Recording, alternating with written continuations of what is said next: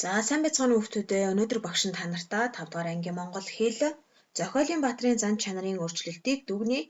Зохиолыг товчлон бичиж нэгжийн хүрээнд өгүүлбэрийг уншаад агуулган ярилцах талаар хичээл үзнэ. За хичээлээ үзэхээс өмнө багш нь өнөөдөр Николай Носов гэдэг Оросын алдартай зохиолчийн тухай та нар багахан хэмжээний мэдээллийг өгье. За Николай Носов нь 1908-аас 1976 оны хооронд амьдарч байсан байх нэ. Монгол хүүхдүүд Оросын зохиолч Носовын үл мэдэх ба түүний нөхөд амилсан малгай, өргөст хэмэх, шидэт өмд, хүнсний ногоо тариалагчид зэрэг алдартай зохиолыг уншаар ирсэн байх нэ. За түүний нэгэн шилдэг уран бүтээлүүдийн нэг болох үл мэдэх ба түүний нөхөд. За энэ зохиолыг бол бид нар маш сайн мэднэ тийм ээ. Хүүхэлдэйн киног нь хүртэл бид нар үзэж байсан. За мөн өргөст хэмэх.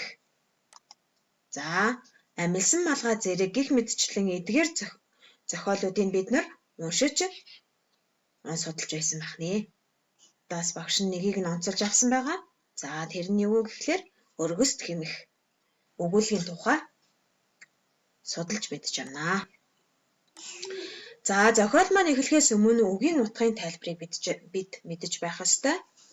За зохиол маань хамтрал гэдэг нь олон хүн нээж байгуулсан газрыг хэлдэг байна.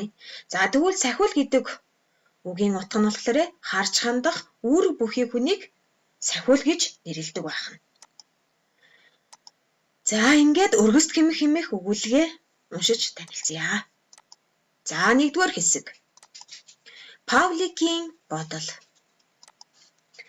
Нэг өдөр Павлик гол дээр очиж загас барихаар Коткаг дагуулж явжээ. Энэ өдөр тэдэнд нэг ч загас баригдсангүй. Харин тэд буцах замдаа хамтралын ногооны газар очиж халаасаараа дүүрэн өргөст хэмэх авчээ. Хамтралын ногооны газрын сахиул тэднийг харж хойноос нь шүглцэн боловч зугтаажээ.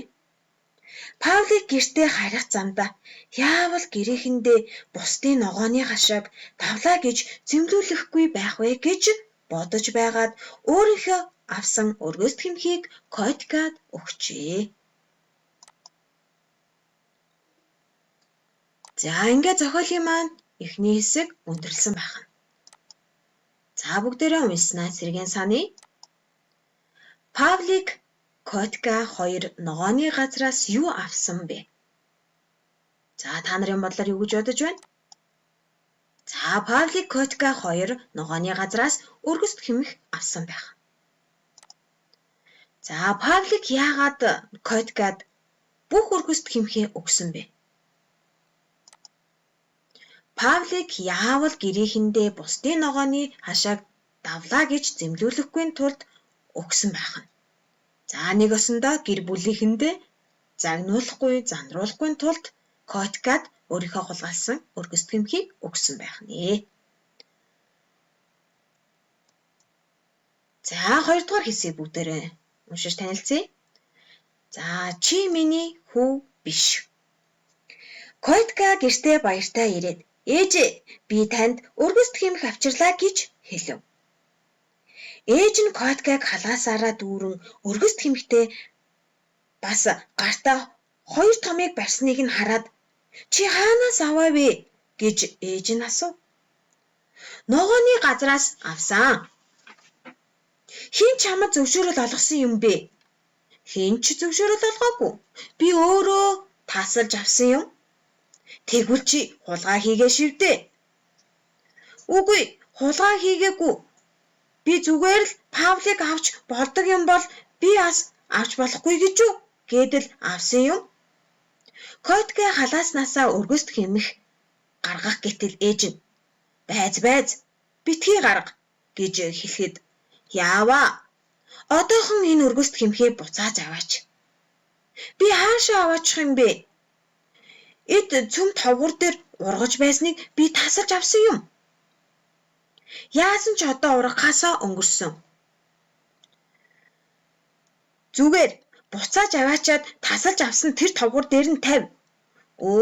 Би эднийг хайж болохгүй. Чи үүнийг тариагүй, ургуулаагүй болохоор чамд хаях чирэх байхгүй. Котка үлж тэнд сахиул би. Тэр биднийг хойноос шүглсэн боловч бид зугтаачихсан юм гэж хэлэхэд ээж нь тэр юу хийснээ харж байна уу? Хэрвээ тэр хүн та нарыг барьж авсан бол яах байсан бэ? Тэр их настай өвгөн байсан учраас бидний гүйцэггүй байсан юм. Яасан ичдэггүй юм бэ? Тэр өвгөн энэ өргөст хэмхний төлөө хариуцлага хүлээн. Өргөст хэмх алга болсныг мэдвэл өвгөн буруутан болно. Сайхан уу? Эхэн Коткагийн гаргасан өргөст хэмхийг халаасанд нь буцаач хийлээ. Котка уйлан бархирч хэлсэн нь би явахгүй. Тэр өвгөн буудвал намайг ална гэжээ. Хулгайч хүүтэй байснаас хүүгүй байсан дээр. Надтай хамт яваач ээжээ. Гадаа харанхуй байна. Би айж байна. Авахтай айгаагүй бицтэй. Ээж нь Коткагийн халаасанд багтаагүй хоёр өргөст хэмхийг гартанд ариулаад гадагш гаргаж өгөөд өргөст хэмхээ буцааж аваачихгүй юм бол миний хүү биш гэв. За ингээд зохиолын маань 2 дахь хэсэг ингэж өндөрлсөн байхам. За уншснаа сэргэн саны. Өргөст хэмх авчирсан Коткатай ээж нь юу ярьсныг бүгдээрээ тоочин ярилцъя. За өргөст хэмх хаанаас авсан тухай ээж нь асуусан байх нь. За хулгай хийж болохгүй тухай хэлсэн байх нь. Өргөст хэмхийг буцааж өгөх тухай ярьсан байх нь. Хайж болохгүй тухай, мөн буруу үйл хийснийг ойлгуулахын тухай, мөн хэрвээ өгөхгүй бол чи миний хүү биш шүү гэж за хүүгээ загинсан байх нэ. За ээж нь өргөст хэмхийг халаасанд нь хийхэд Котка яагаад уйлсан бэ? Тэр өвгөн буудвал намайг хална. Мөн гадаа их харанхуй байсан болохоор маш их айсан. Өөрийгөө буруу үйл хийснийг ойлгоод ухаарсан байх нэ. За ингээд өгүүлгийнхаа 3 дугаар хэсэгтээ танилцъя. 2 янзын бодол. Котка эргэж гудамжаар явлаа. Энэ үед гадаа бүр харанхуй болсон байлаа. Эдгээрийг сураг руу шидчихэд хүргэж өгсөн гэж хэлье гэж бодоод эргэн тойрон харж байснаа. Болохгүй. Аваажж өгөх хэрэгтэй. Бас ямар нэгэн хүн харчих юм бол тэгээд тэр өвгөн надаас болж хэрэгт орно гэж боджээ. Котка их айж гудамжаар уйлан Павлик сайхан байгаа байх та. Тэр өөрийнхөө өргөст хэмхийг надад өгчөөд гэртээ амар сууж юунаас ч айхгүй байгаа да гэж бодож явжээ. Котка тоцгоноос гарч тал дундуур явлаа. Эргэн тойрон хинч үзэгдэхгүй байна. Айсандаа ногооны газар яаж хүрснээ ч мэдсэнгүй. За ингээд зохиолын маань 3 дугаар хэсэг инхүү өндөрлсөн байна. За бүгдөө уншсанаа сэргэн саны. Котка өргөст хэмхийг яая гэж бодсон бэ? Котка өргөст хэмхийг сувг руу шидчихэд хүргэж өгсөн гэж хэлье гэж бодож байсан. За тэгснэ болохгүй юм бэ. Авчиж өгөх хэрэгтэй. Өгөхгүй бол өвгөн надаас болж хэрэгт орно гэж бодсон байх нэ. За Котка гудамжаар уйлж явахдаа юуны тухай бодсон бэ? Котка гудамжаар уйлж явахдаа Павлик сайхан байгаа да. Тэр өөрийнхөө өргөст хэмхийг надад өгчөөд гэртээ амар сууж юунаас ч айхгүй байгаа да гэж бодсон байх нэ. За өгүүлгийнхаа 4 дугаар хэсэг рүү бүгдээрээ танилцъя. Өргөст хэмх бэлгэлсэн нь. Тэр өвсөн овоохойн дэргэд очоод чанга уйлжээ. Сахиул өвгөн уйлах чимээ сонсоод түүний дэргэд хурж ирээд чи яагаад уйлаад байгаа юм бэ гэж асуулаа.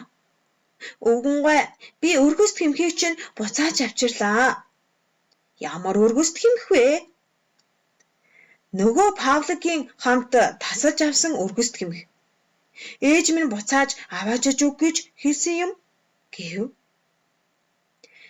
Ийм хэрэгээр яваа юм би гэж өвгөн хэллээ. Сахиул өвгөн гайхаж байснаа. Өргөст хэмэх аваад шүгэлдэхэд зогсохгүй явсан өдрийн хүүхэд үү? Муухай хэрэг шүү дээ.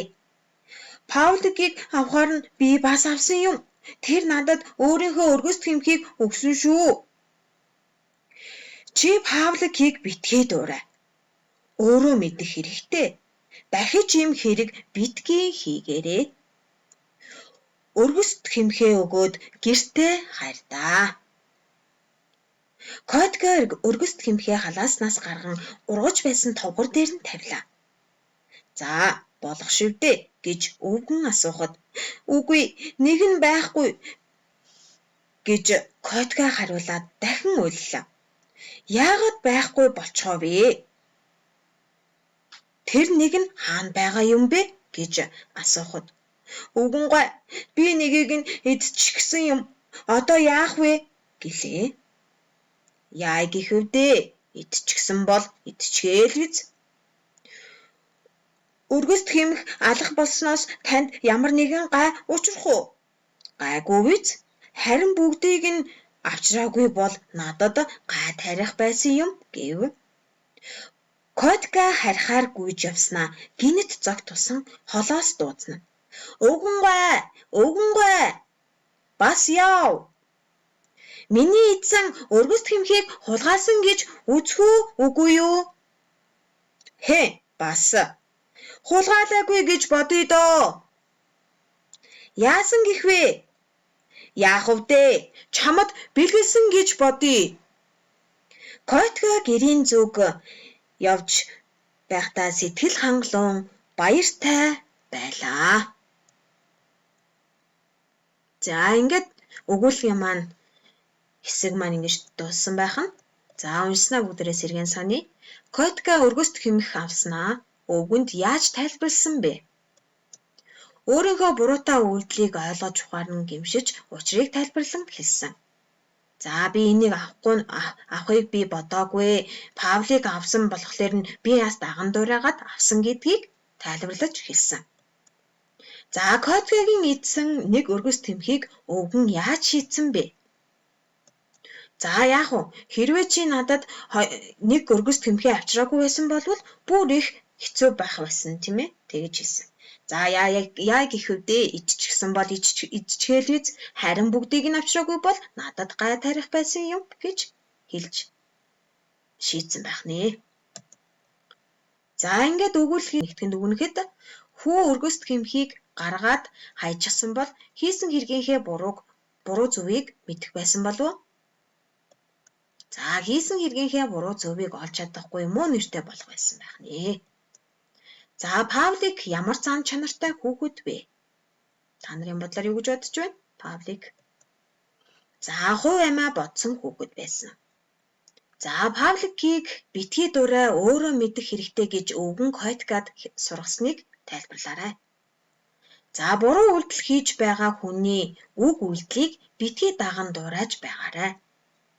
Өөрийн бодолдоо үнэн ч бол чамд тустай гэдгийг ойлгуулах санаатай байсан байх нэ. За хүний юмыг зөвшөөрөлгүй авчгаад ууршлал гуйгаад эргүүлж өгөх нь ямар давуу талтай вэ?